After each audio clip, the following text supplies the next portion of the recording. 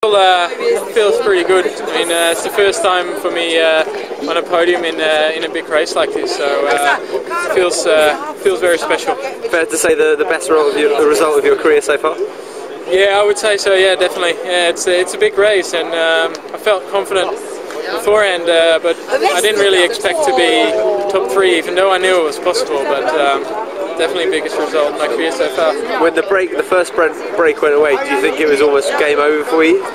No, I was still confident that we were going to be able to bridge across. I knew we weren't going to be able to wait for very long, but yeah, I knew that if we would go on the Quaremont or just after, it was still possible to bridge across, and well, that's what we did. On the Paterberg, we went across. We had a pretty good group there, and then when we got to the breakaway, I saw that Nicky was a minute and a half in front. So I mean, that was over for the win, but yeah, we're still riding for second, and I was fully focused on that. Sure. And when you went away with the Chavanel, I mean, do you think?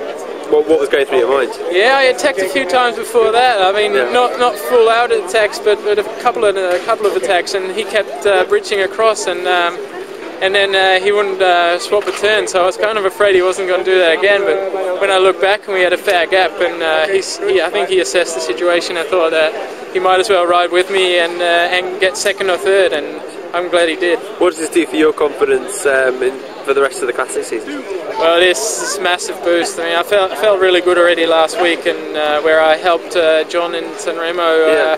I mean, he got a great result there, and I got 19th myself. So I felt already pretty good. But all that was missing was a result, was a podium spot in a big classic. And for my feeling, this is a pretty big classic, and hopefully I can continue this form into Flanders and Roubaix. Yeah, I mean, exactly that. I mean, the team have made some really important strides forward in the last 2 years, especially in the last 12 months.